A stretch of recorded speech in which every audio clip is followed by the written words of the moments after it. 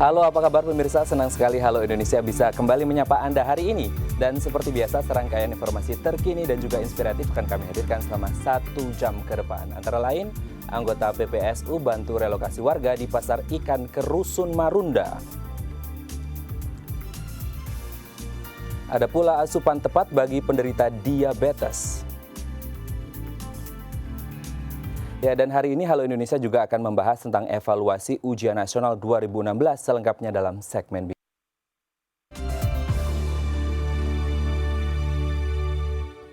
Ya pemirsa, surat peringatan kedua telah diterima warga dan pedagang pasar ikan Penjaringan Jakarta Utara pada Kamis 6 April lalu. Warga dan pedagang pun bersiaga mengemasi barang rumah tangga dan membongkar bangunan tempat tinggalnya. Perpindahan warga ke Rusun Marunda dan Rusun Rawa Bebek ini dibantu oleh anggota pekerja prasarana dan sarana umum wilayah Penjaringan. Kamis siang, warga RW 04 Pasar Ikan Penjaringan Jakarta Utara terlihat mengemasi barang-barang rumah tangganya. Bahkan diantaranya telah membongkar sendiri bangunan tempat tinggal serta kios dagang. Kesiapsiagaan warga dipicu oleh terbitnya surat peringatan kedua oleh Pemprov DKI Jakarta pada 6 April 2016 lalu.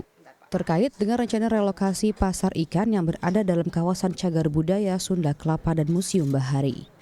Perpindahan warga yang sebagian besar akan menghuni Rusun Marunda dan Rawa Bebek ini dibantu oleh Satuan Polisi Pamong Praja dan puluhan anggota pekerja prasarana dan sarana umum PPSU wilayah Penjaringan. Bantuan ini diberikan untuk memudahkan warga dalam melakukan perpindahan ke rusun yang telah ditentukan.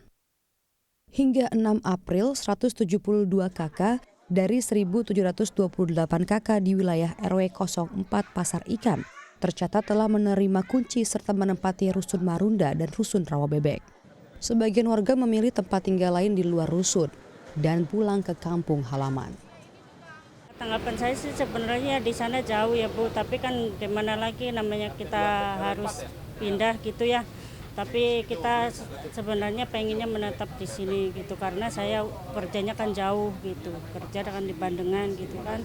Kalau di daerah sana ya jauh. Ya pengen saya ya apa yang namanya yang penting kita butuh transport aja gitu buat bagaimana akses ke sini gitu. Sebelumnya belum lega juga soalnya kan kita udah berpuluh-puluh tahun di sini gitu ya. Nggak menyangka kalau mau digusur begini. Selain warga rumahan, para pedagang yang sebelumnya berdagang di pasar ikan juga membongkar kios dagangannya sendiri guna menyelamatkan material bangunan dari relokasi. Meskipun PD Pasar Jaya telah menyediakan lokasi niaga baru seperti di Pasar Pejagalan, Pasar Pademangan, dan Pasar Jembatan 5, namun sebagian pedagang masih enggan pindah, terutama bagi pedagang material bangunan dan juga alat-alat berat. Belum tahu ya kemana ya, karena pembongkaran ini tiba-tiba gitu. Biasanya kan seperti yang sudah-sudah seperti Kalijodo apa kan itu kan dari jauh-jauh hari kita sudah dikasih pemberitahuan seperti atau rencana pembongkaran begitu. Kalau di sini kalau yang saya dengar tiba-tiba gitu. Ya harapannya sih kalau untuk pedagang yang di pasar ikan sini harapannya ya kalau bisa pasar ikan ini diaktifkan kembali gitu seperti yang sudah-sudah kan gitu. Wode Rizky, Syahri Kurniawan, DAI-TV. Baik, kita beralih ke informasi selanjutnya pemirsa. Kemudahan berkomunikasi dengan menggunakan gadget dirasakan oleh setiap kalangan, tidak terkecuali dengan anak-anak. Namun memperkenalkan gadget kepada anak-anak membutuhkan pengawasan khusus karena dapat memberikan dampak positif maupun negatif kepada anak. Indonesia merupakan salah satu negara dengan pengguna smartphone terbanyak keempat di dunia. Tidak hanya orang dewasa, pengguna smartphone pun banyak yang berasal dari usia anak. Kemudahan yang didapatkan dengan menggunakan gadget dirasakan oleh penggunanya. Meski tidak menggunakan gadget untuk interaksi sosial, namun fitur menarik yang ditawarkan seringkali membuat anak-anak cepat akrab dengan gadget. Penggunaan gadget tak hanya berhenti sebagai media informasi atau bermain. Penggunaannya juga mempengaruhi anak di masa tumbuh kembang mereka. Secara positif, gadget dapat mempermudah anak untuk memperoleh informasi dan pengetahuan umum lewat dunia maya. Namun jangan lupa, dampak negatif juga menghantui anak-anak pengguna gadget.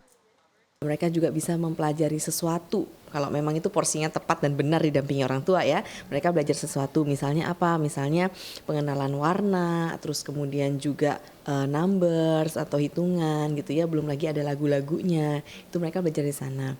Itu untuk yang anak-anak usia dini ya. Kemudian kalau yang kita beranjak ke yang lebih besar yaitu anak-anak usia SD, nah itu juga memudahkan mereka dalam hal apa? Biasa adalah pemberian tugas yang diberikan oleh guru, di mana mereka harus membuat proyek ataupun mencari wawasan pengetahuan di luar materi sekolahnya. Nah mereka bisa searching itu. Penggunaan gadget berlebihan pada anak membuat mereka sulit terlibat dalam interaksi sosial. Penggunaan gadget yang dilakukan oleh anak-anak pun dapat memberikan pengaruh terhadap sikap dan tumbuh kembang anak pengguna gadget secara individu. Dua adalah mempengaruhi rentang konsentrasi dan perhatian. Jadi biasa anak-anak yang terpapar game itu memang daya konsentrasinya itu cenderung menurun. Makanya kalau kita lihat makin kesini makin banyak anak yang keluhan dari sekolah adalah sulit konsentrasi. Mengenai kondisi penggunaan gadget, Jovita pun menjelaskan bahwa penggunaan gadget oleh anak-anak dapat dilakukan dengan pengawasan orang tua. Dan perlu diperhatikan usia berapa anak boleh mengenal gadget dan lamanya waktu penggunaan gadget pada anak. Karena sebetulnya untuk anak-anak usia dini ini sebetulnya kalau di bawah 3 tahun harusnya nggak boleh sama sekali gadget. Kenapa? Karena tadi fungsi motoriknya masih berkembang. Keterampilan sosialnya juga harus mulai kita ajarkan gitu kan. Kemudian 3 tahun sampai 5 tahun itu biasa cuman maksimal 1 hari itu 1 jam maksimal. Itu pun dengan didampingi orang tua dan orang tua harus lihat kontennya. Nah kalau untuk 6 sampai 12 tahun boleh diperpanjang lagi, misalnya sehari maksimal itu udah maksimal ya, itu 2 jam. Kesadaran akan pentingnya teknologi dirasakan bagi setiap kalangan.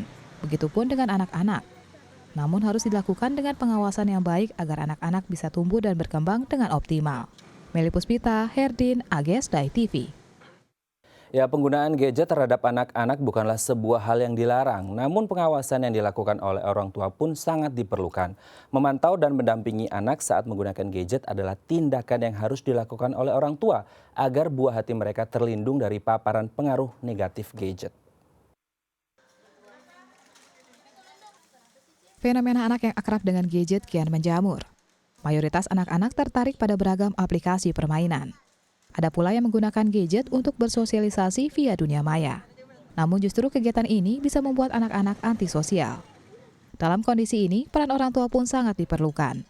Seperti Jenny, ibu dari 3 orang anak ini memiliki anak yang suka sekali mengisi waktu sehari-hari dengan gadget.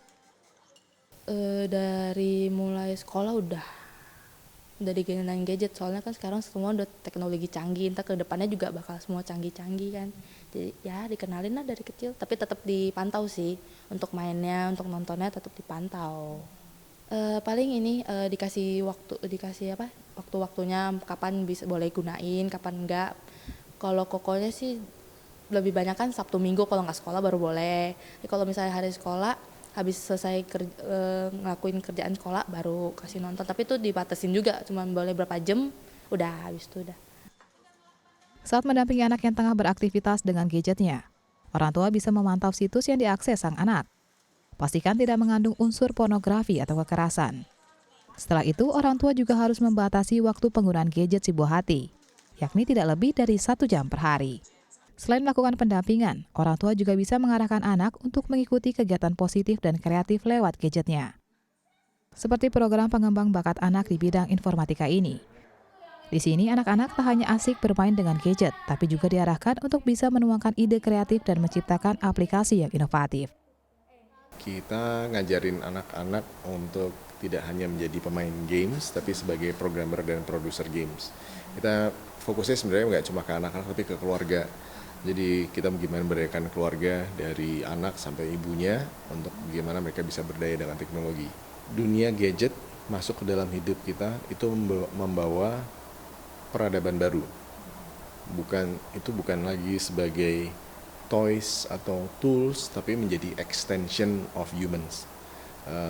Kita jadi sebenarnya teknologi ini membuat manusia menjadi superpower, menjadi superhuman dibanding sama manusia yang tidak berteknologi gitu ya. Mendampingi anak didik dan mengajak mereka berkreasi dengan teknologi memang sebuah tantangan tersendiri bagi tim pengajar di lembaga pengembangan minat bernama Clevio ini. Di sini anak-anak kalau misalnya udah merasa aku bosen nih, aku perlu game, aku perlu gadget, dan mereka jadi lebih cenderung menyenangi interaksi dengan gadget daripada dengan orang gitu ya. Kalau udah kayak gitu saya pikir itu udah red flag juga tuh mestinya buat orang tua gitu ya. Kalau anak-anak udah lebih prefer untuk main dengan gadget daripada misalnya dengan teman. Memberikan pengawasan dan mendampingi anak saat beraktivitas mutlak dilakukan orang tua. Tujuannya agar pengetahuan anak dan kemajuan teknologi tetap bisa berjalan searah dengan budi pekerti. Meli Puspita, Herdin, Rai TV. Ya, pemirsa, membekali anak-anak dengan pendidikan untuk masa depan yang lebih baik. Inilah yang dilakoni oleh sekelompok masyarakat yang bernaung di Yayasan Bulir Padi. Wadah sosial ini memiliki aktivitas untuk membantu anak-anak marginal dalam menerima akses pendidikan yang memadai.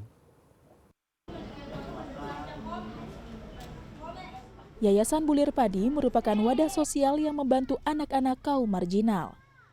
Dengan memberikan mereka beasiswa dan akses untuk pendidikan, peran ini diambil karena anak-anak dapat tumbuh dan berkembang menjadi pribadi mandiri dan membantu meningkatkan taraf hidup keluarga mereka. Ya, jadi untuk membayar rata-rata 300.000, 400.000 per bulan untuk sekolah satu anak itu sangat berat. Ya kan rata-rata satu rumah bisa 2-3 anak gitu. Jadi kami membantu beasiswa untuk mengurangi beban finansial mereka sehingga mereka tidak putus sekolah karena ekonomi, karena alasan ekonomi gitu. Budi adalah salah satu anak yang dibina oleh Yayasan Bulir Padi. Saat ini ia berusia 19 tahun dan duduk di kelas 3 SMK. Ia menerima beasiswa sejak duduk di kelas 2 SMK.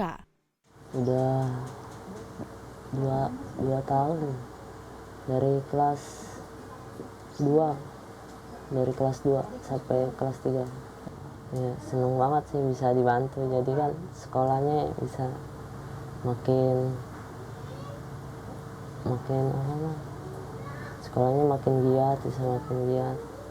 Terus juga orang tua nggak bebannya berkurang jadinya. Warmi, ibu Budi, hanya berjualan jamu untuk memenuhi kebutuhan sehari-hari. Seiring berjalannya waktu, wanita berusia 53 tahun ini sudah tidak sanggup lagi untuk membiayai uang sekolah Budi. Habis mamanya udah tua, saya kan jualan jamu jam 11 sudah pulang. Ya nggak tentu penghasilan suka kadang 75 kotor. Ya gimana caranya dah kalau kurang ya. Kan ada kakakku pinjem, misalnya kurang ini pinjam dulu gitu. Rasa putus asa dan ingin meninggalkan bangku sekolah pun sempat terlintas di pikiran Budi. Jadi kami mau membantu supaya semua anak mendapatkan hak mereka untuk mendapatkan pendidikan yang berkualitas. Ya, tidak hanya anak-anak yang berkecukupan saja yang mendapatkan pendidikan gitu. Karena pendidikan itu tidak hanya menimba ilmu ya. Pendidikan itu kan membangun sebuah karakter ya. Dan karakter itu salah satu kunci dari keberhasilan sebenarnya. Anak-anak merupakan generasi penerus bangsa yang berharga. Pendidikan dan pola asuh terhadap anak dengan bijak dan maksimal akan memberi dampak positif tidak hanya untuk keluarga, namun untuk masa depan bangsa. Tim Liputan, DAI TV. Baik pemirsa, selanjutnya kami akan membahas tentang evaluasi ujian nasional 2016, namun setelah jeda berikut tetap bersama kami di Halo Indonesia.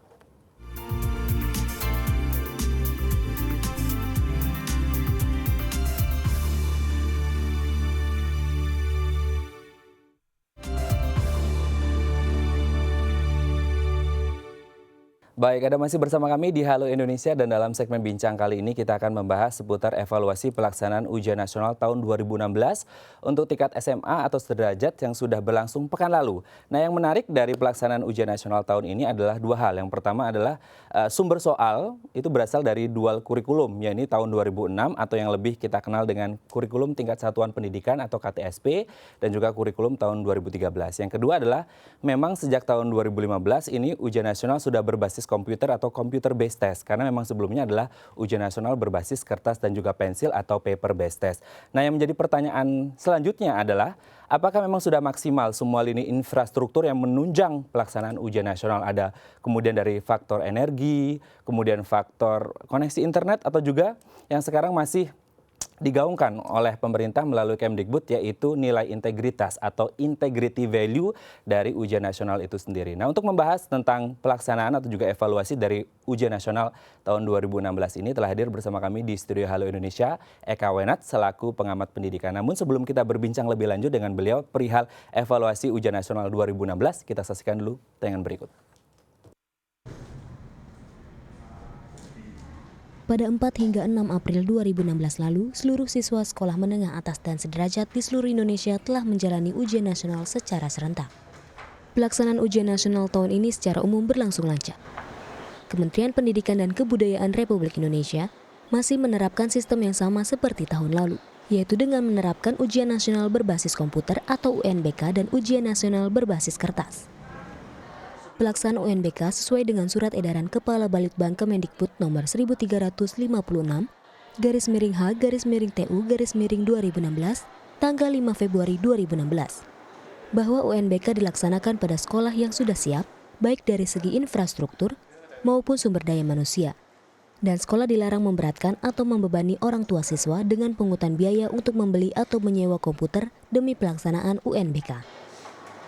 Perubahan yang signifikan pada tahun ini adalah skala pelaksanaan UNBK naik 900%, yang pada tahun lalu hanya diterapkan di 500 sekolah, tahun ini menjadi 4.400 sekolah di seluruh Indonesia. Selain itu, ujian nasional kali ini dikembalikan pada fungsi pemetaan, dan sudah tidak lagi menjadi penentu kelulusan, sedangkan kelulusan dikembalikan sepenuhnya kepada sekolah. Baik, ini kalau kita lihat memang ada sedikit atau bahkan jauh sekali kemajuan yang sudah dilakukan oleh pemerintah Indonesia, dalam hal ini adalah Kemdikbud dalam pelaksanaan ujian nasional, mulai dari dulu yang kemudian hanya paper based test atau ujian nasional berbasis kertas dan juga pensil, sekarang sudah ke komputer. Ada kemajuan dalam bidang atau dunia ujian nasional 2016. Untuk membahasnya langsung kita sapa narasumber kita hari ini, ada Pak Eka. Halo Pak Eka, selamat datang di Halo Indonesia. Selamat pagi Mas. Selamat pagi, ini kayaknya segar banget Pak. Harus segar. Harus segar ya, memulai pekan ini dengan segar ya. Oke, Pak Eka, ini kalau kita lihat ujian nasional tahun ini kayaknya agak sedikit maju Pak. Sebenarnya apa yang kemudian diharapkan oleh pemerintah dan apakah memang ada bedanya? Ada di pertengahan atau akhir April dengan awal April? Sebetulnya tidak ada perbedaan mau ditaruh di depan, mau di tengah maupun di akhir. Karena sebetulnya persiapan ujian nasional kan sebetulnya sudah jauh-jauh hari. Bahkan kalau dilihat dari materi-materi semester 5 itu kan sebetulnya sudah fokus ke ujian. Sehingga mau diajukan sekian bulan atau diundur sekian hari sebetulnya tidak ada masalah misalnya. Oke, ini yang menarik adalah kalau sebelum kita membahas tentang ujian nasional yang lebih mendalam, ada yang menarik dari Kemdikbud. Tagline-nya adalah prestasi itu penting, tapi kejujuran itu yang utama. Lalu kenapa kemudian tagline ini muncul? Apakah memang ada message behind the motion-nya? Ya jelas bahwa selama ini kan pada pengalaman-pengalaman sebelumnya pendidikan itu kan seringkali hanya dilihat dari hasil dan hasil. Betul. Padahal sebetulnya kalau dilihat dari filosofi yang lebih jauh, sebetulnya pendidikan kan lebih ingin menekankan sebuah proses. Penanaman nilai atau pendasaran karakter semacam ini. Nah, message-nya adalah bahwa pendidikan yang lebih penting adalah pembentukan karakter. Sehingga yang terjadi apa? Ya, integritas dulu atau kejujuran dulu. Soal prestasi itu sebetulnya itu adalah konsekuensi. Akan mengikuti ya? Konsekuensi dari sebuah usaha keras semacam itu. Jadi setidak-tidaknya ini ada semacam istilahnya pembalikan paradigma cara berpikir yang tadinya result oriented menjadi proses oriented. Itu yang sebetulnya menjadi nafas utama pendidikan di Indonesia. Tapi kalau mengutip apa yang barusan Pak Eka katakan, ada yang result oriented awalnya, sekarang kita berfokus pada proses oriented. Tapi kalau kita lihat di Indonesia juga masih sebagian besar pendidikan di Indonesia result oriented, karena mau kemana-mana juga yang dilihat adalah nilainya Pak, bukan proses ketika mereka belajar. Lalu bagaimana menurut pandangan Pak Eka? Nah inilah yang akhirnya mendasari adanya keputusan bahwa ujian nasional kan bukan menjadi penentu kelulusan. Ini hanya menjadi salah satu contoh kecil saja bahwa faktor variabel ujian nasional itu hanya sekian persen dari seluruh proses. Yang dinilai kan 50% yang lain itu kan sebetulnya proses pengajaran dari semester 1 sampai semester 5. Dan di dalam proses pengajaran pun yang dilihat itu kan sebetulnya bukan hanya sekedar nilai angka. Nilai angka 6 atau 60 atau 70 atau 80, tetapi sebetulnya penilaian kualitatif. Artinya bahwa di situ ada pelengkap penilaian. Bahwa silahkan nilai baik, tetapi kalau karakternya karakter buruk dengan teman-teman, sosialisasi buruk, nanti kenaikan kelas atau kelulusannya pun bisa dipertanyakan. Oke, tapi kalau kita berbicara tentang perilaku buruk, itu kan nilai abstrak, Pak, tidak bisa diukur dengan nilai. Itu perilaku atau habit dalam kehidupan sehari-hari kita. Sementara kalau kita lihat mau daftar sekolah, mau daftar universitas, yang dilihat adalah nilai. Kembali ke situ. Kembali ke ujian nasional yang tidak menjadi standar kelulusan, tapi kemudian ini standar untuk masuk ke perguruan tinggi. Kalau kita konteksnya adalah SMA. Nah, menurut Pak Eka, apakah ini sebuah kemajuan atau kemunduran dalam bidang pendidikan kita? Kalau saya sih mengatakan ini track yang benar. Oke. Track yang benar ini mengembalikan pendidikan pada istilahnya dalam tanda kutip hitah yang benar.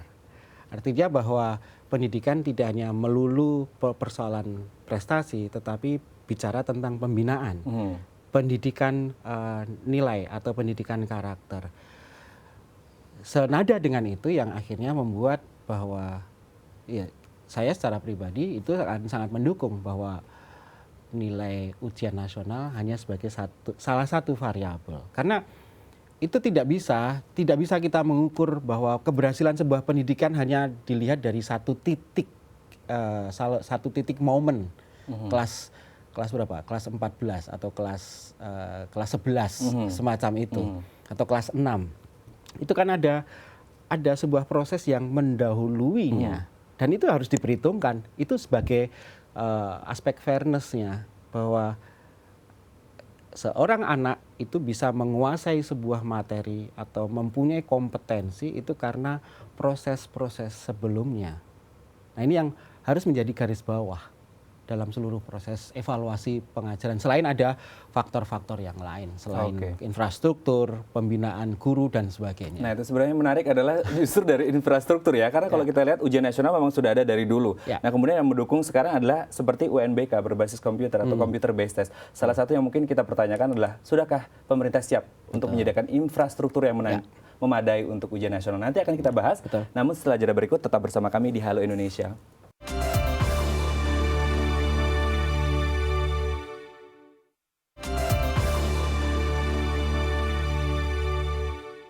Baik, pemirsa, Anda masih bersama kami di Bincang Halo Indonesia. Tadi sebelum break kita berbincang dengan Pak Eka perihal infrastruktur untuk menunjang ujian nasional tahun 2016. Kalau kita berbicara tentang computer based test, ini tahun 2015 hanya ada sekitar 500 sekolah yang menggunakan computer based test atau ujian nasional berbasis komputer. Tapi kemudian di tahun 2016 ini meningkat 900%. Ada 4.400 sekolah yang kemudian menggunakan ujian nasional berbasis komputer. Yang menjadi pertanyaan adalah sebenarnya apa goal setting pemerintah dalam hal ini, yaitu UNBK. Kita tanyakan langsung ke Pak Eka. Oke, Pak Eka, kembali lagi. Masalah infrastruktur. Oke, 2015 ada 500 sekolah. 2016 meningkat 900%, Pak. 4.400 sekolah. Dan itu tidak semuanya fasilitas sekolah. Ada kemudian instansi-instansi pemerintah yang menyediakan fasilitas komputer. Nah, yang menjadi pertanyaan, goal setting dari pemerintah dengan UNBK ini sebenarnya apa sih? Iya, kalau kita lihat secara makro sebetulnya ini kan mau mengubah cara-cara melakukan evaluasi. Kenaikannya sangat signifikan loh, 900%. Artinya bahwa di situ ada animo yang sangat luar biasa dan keseriusan dari pemerintah bekerja sama dengan masyarakat, bekerja sama dengan industri misalnya untuk melakukan apa istilahnya peningkatan kualitas ujian nasional yang semakin lama semakin harus lebih baik semacam itu. Hanya memang kemudian yang perlu diperhatikan adalah bahwa memang ujian nasional kan belum diwajibkan untuk seluruh sekolah. Hanya sekolah-sekolah tertentu yang mempunyai kesiapan infrastruktur dan kesiapan program yang atau spesifikasi komputer yang memang sudah ada. Belum semua, belum diwajibkan. Hanya memang kemudian untuk masa depan mungkin kita bisa menambah. Kan harus bertahap ya penambahannya dari 500, 4.000 bisa besok menjadi 10.000 atau 16.000 itu akan menjadi sebuah berita baik bahwa di sini bahwa pendidikan itu sekarang menggunakan teknologi yang semakin mempermudah para peserta didik untuk mengaksesnya. Artinya bahwa Tentu saja bukan hanya sekedar soal hardware-nya saja atau perangkat kerasnya saja, tetapi nanti program, kemudian aksesibilitas internet, atau kemudian sistem online di dalam jawaban-jawabannya itu sedapat mungkin akan lebih real time. Selama ini kan kita masih belum real time, artinya masih ada pool data yang harus bolak-balik ke sana kemari. Tapi setidak-tidaknya kita bisa mengurangi penebangan hutan dengan adanya banyak kertas yang tidak diproduksi lagi. Ada faktor lingkungan di faktor situ ya. lingkungan Tapi kalau kita berbicara tadi Pak Eka berbicara tentang faktor aksesibilitas. Nah, kita berbicara juga dengan perkotaan dan juga remote area atau kawasan terpencil. Lalu jangankan untuk menggunakan UNBK dengan berbasis online. Nah, pertanyaannya adalah mereka banyak yang belum kenal dengan komputer, Pak. Lalu bagaimana pemerintah mengantisipasi hal ini?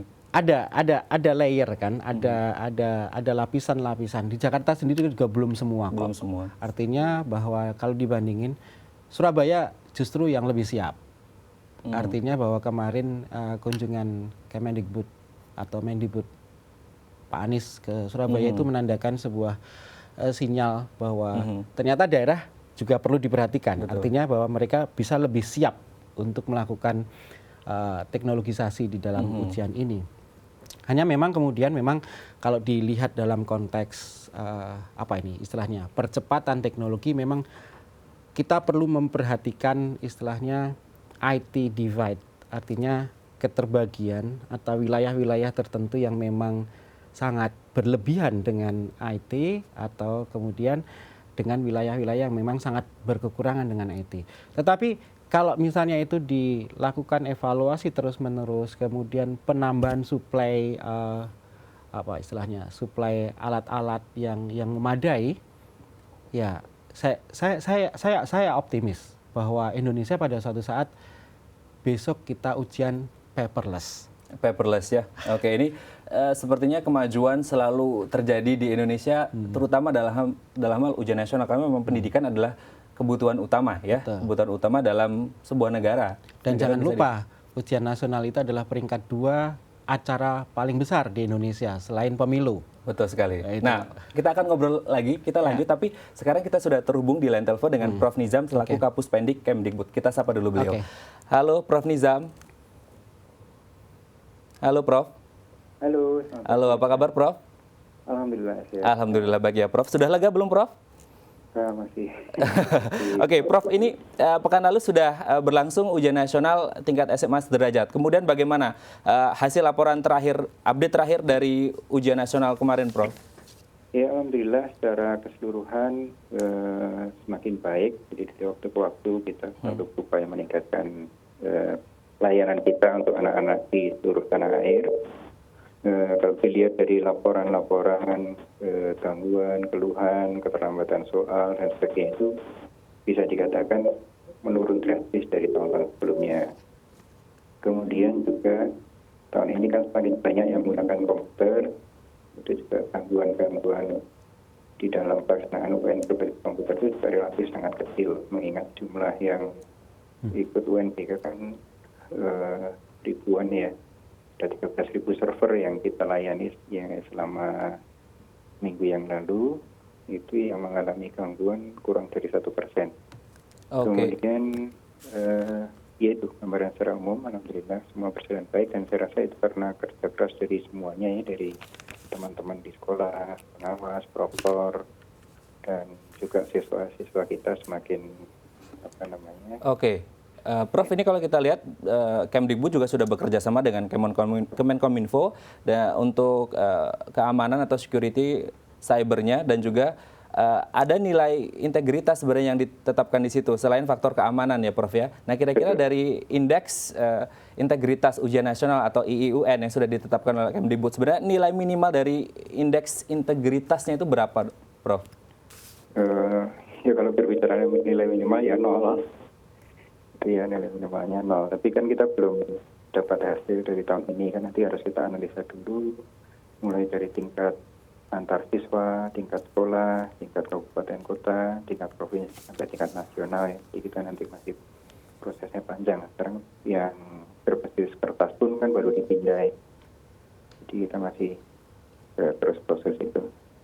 Oke, terima kasih Prof. Nizam sudah bergabung bersama kami di Halo Indonesia. Semoga kedepannya pelaksanaan ujian nasional di tahun 2017 dan selanjutnya semakin lancar ya Prof.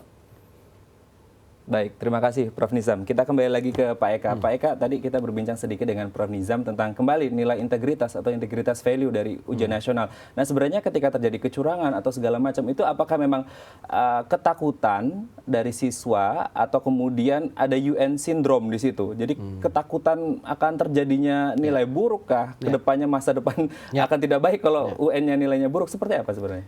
Ada banyak faktor untuk bisa menyatakan bahwa ada kecenderungan untuk berbuat curang di dalamnya. Ini kan sebetulnya kebijakan untuk membuat bahwa UN itu bukan sebagai penentu kelulusan itu sudah cukup melegakan untuk para siswa. Sebetulnya itu yang bisa membuat rileks, lebih tenang, lebih bisa santai dalam mengerjakan. Tapi permasalahannya adalah di dalam peraturan Mendikbud nomor 57 2015 kan nilai UN itu masih untuk menentukan dia diterima oleh perguruan tinggi selanjutnya. Atau kalau misalnya di SMP pada SMA selanjutnya semacam ini. Nah ini kan sebetulnya istilahnya melepas bidang satu tetapi tetap mengunci di bidang yang lain. Yang akhirnya membuat sindroma atau istilahnya penyakit UN sebagai sesuatu yang yang menakutkan itu masih terbawa. Ini memang akan sangat dilematis. Artinya bahwa ketika itu harus dilepas semua, artinya bukan penentu kelulusan, juga bukan penentu masuk perguruan tinggi.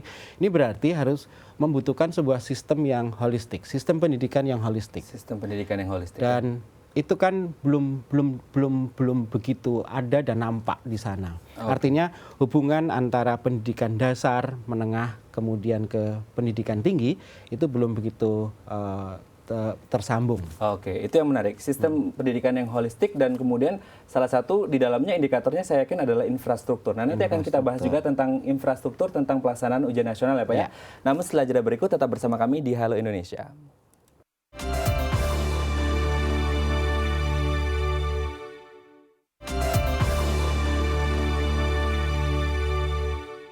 Baik, pemirsa, Anda masih bersama kami di Bincang Halo Indonesia. Ini kalau kita melihat data dari 2015, ini ada sekitar 107.000 peserta ujian nasional berbasis komputer atau computer based test. Tahun 2016 ini meningkat menjadi 921.862 peserta UNBK. Nah, yang menjadi menarik adalah bagaimana kemudian tanggapan dari para peserta ujian nasional ini menghadapi berbasis komputer. Nah, akan kita lihat seperti apa dalam tayangan berikut ini.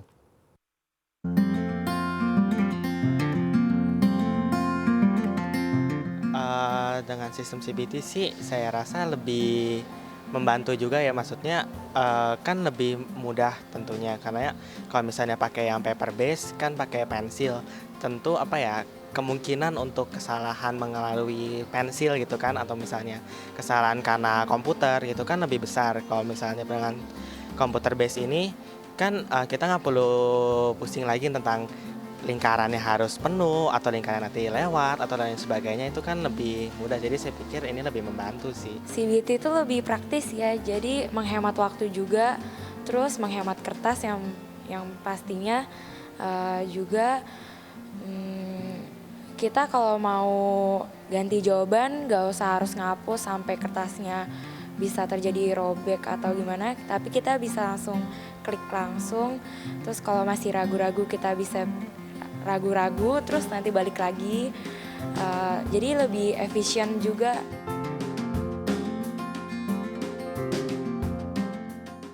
Kalau bahasa Indonesia gampang, kalau matematika sulit, aritmetika.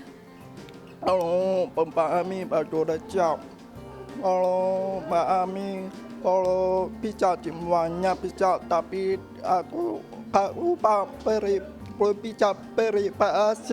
Baik, ini kalau kita melihat tanggapan dari beberapa peserta ujian nasional berbasis komputer, banyak sekali tanggapan ya. Tapi kalau kita lihat sebenarnya hampir sebagian besar mereka sudah siap. Karena memang generasi Z ini memang sudah siap untuk menghadapi ujian nasional berbasis komputer. Karena memang basicnya mereka sudah siap dengan teknologi. Kita kembali lagi ke Pak Eka.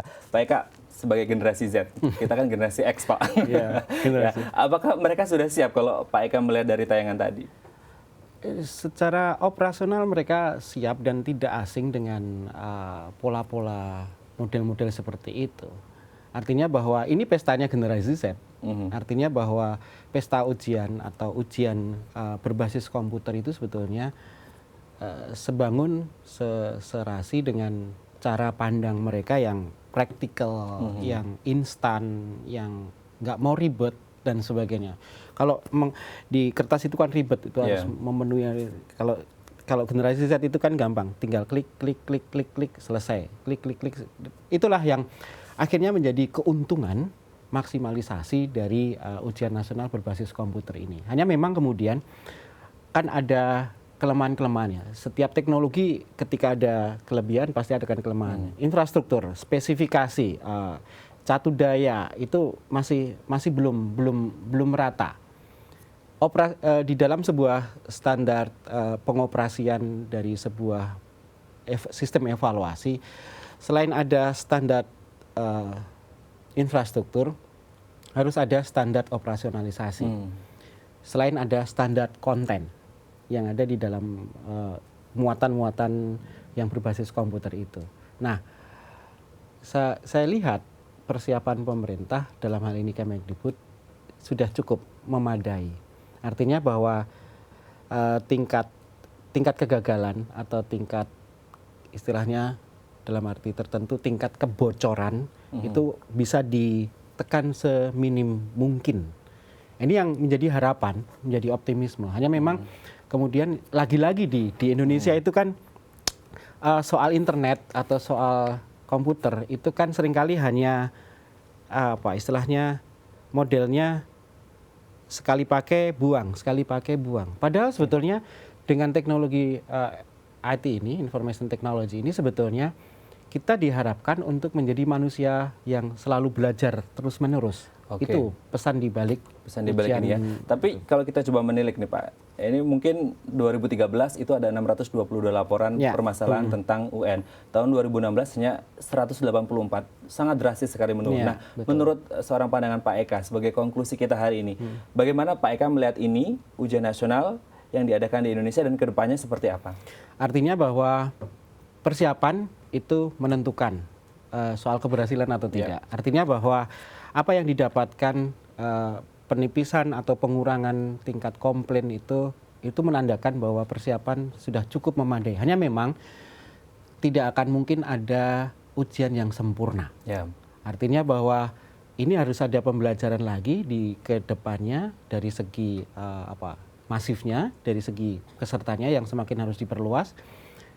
Sekolah yang harus mengikutinya juga harus diperluas, kemudian aksesibilitasnya juga perlu ditingkatkan lagi, plus kemudian soal varian dari soal itu sendiri. Artinya bahwa ini kan randomness, ada prinsip keacakan di dalam soal, sehingga potensi-potensi kemiripan atau potensi-potensi dari persamaan dengan ujian kertas atau yang duduk bersebelahan itu menjadi bisa lebih diperluas lagi. Baik, terima kasih. Ini sharingnya sangat luar biasa. Semoga menginspirasi juga pemerintah mendengar ini supaya pelaksanaan ujian nasional ke depannya jauh lebih baik ke depannya, Pak. Terima kasih Pak Eka sudah hadir di Halo Indonesia dan juga berbagi informasi dengan kami semuanya. Sukses selalu ya.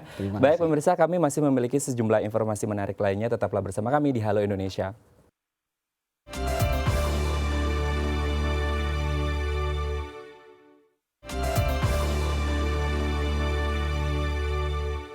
Ya, penderita diabetes mellitus bisa menjalani hidup normal asalkan rutin memeriksa kadar gula darah serta menjaga pola makan sehat dan seimbang. Tahun 2014, International Diabetes Federation atau IDF menetapkan Indonesia sebagai negara ke-7 dengan tingkat penduduk yang menderita diabetes mellitus setelah Tiongkok, India, Amerika, Brazil, Rusia, dan Meksiko.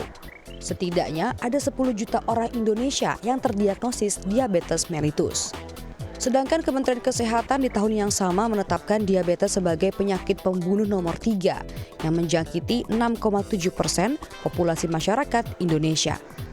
Keadaan ini cukup mengkhawatirkan, mengingat diabetes merupakan penyakit yang dapat memicu berbagai komplikasi seperti gangguan ginjal, mata, dan pembekuan darah.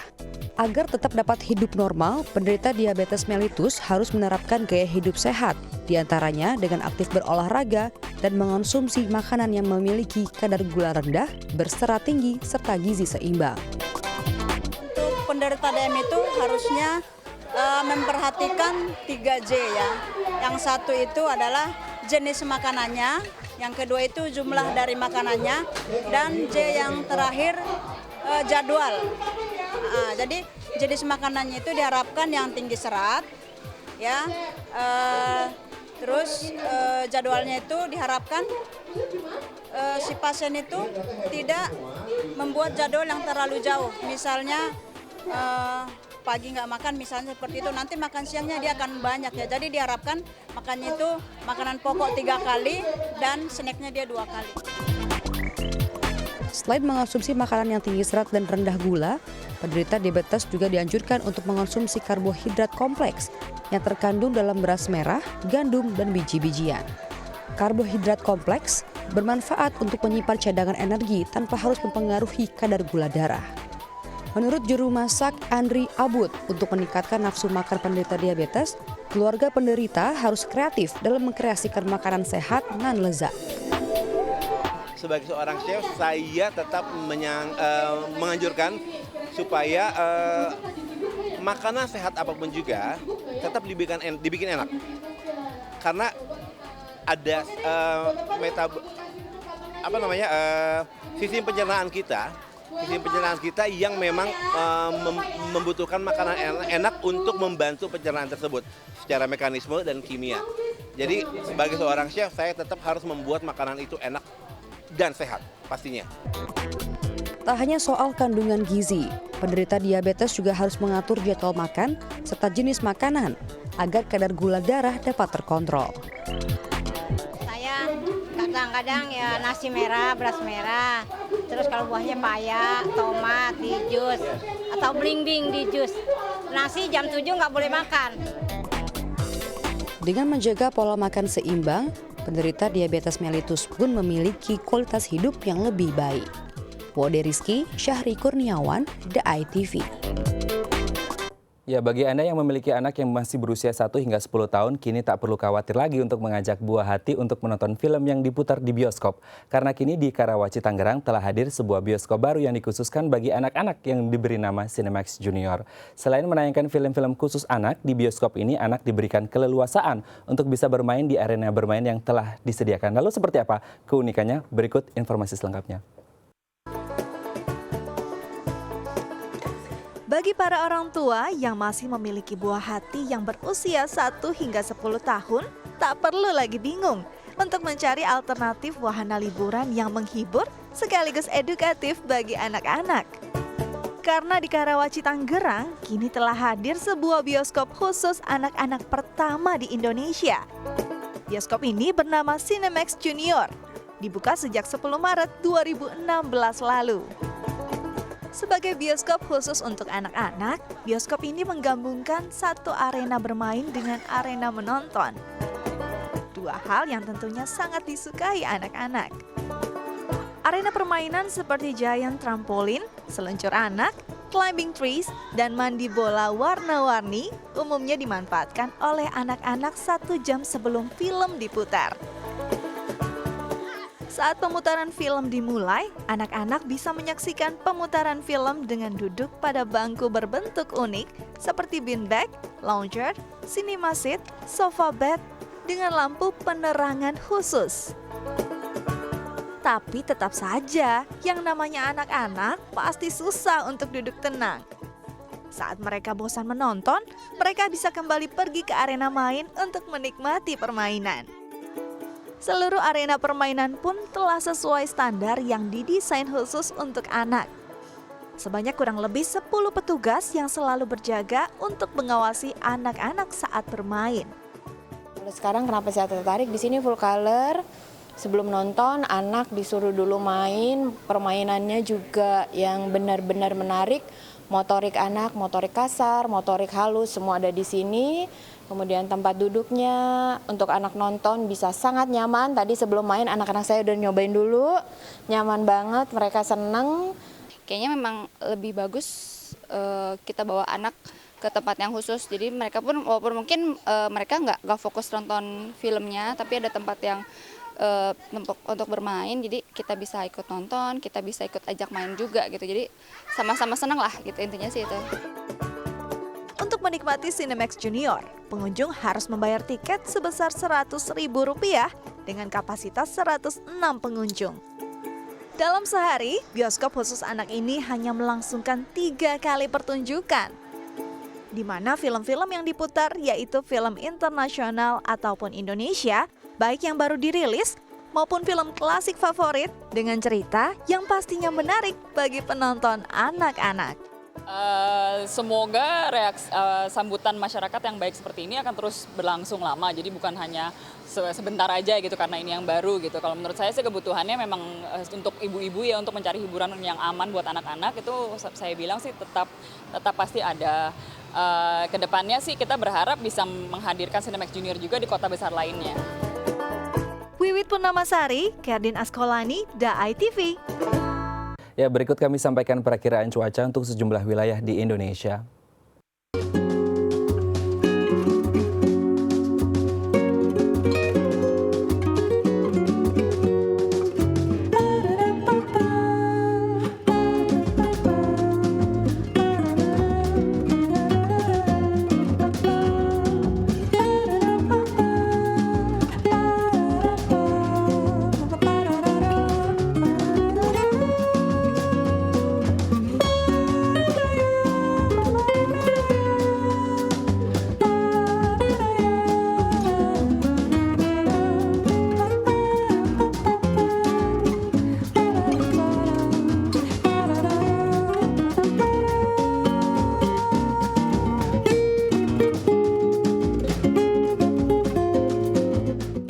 Ya pemirsa, sekian perjumpaan kita hari ini. Saksikan terus Halo Indonesia dari Senin hingga Jumat di waktu yang sama. Jangan lupa untuk terus follow Twitter kami di @daai_tv dan @haloindodaai_tv. Akhir kata, saya Raden Madlias mewakili seluruh kru yang bertugas pamit undur diri. Sampai jumpa dan selamat beraktivitas.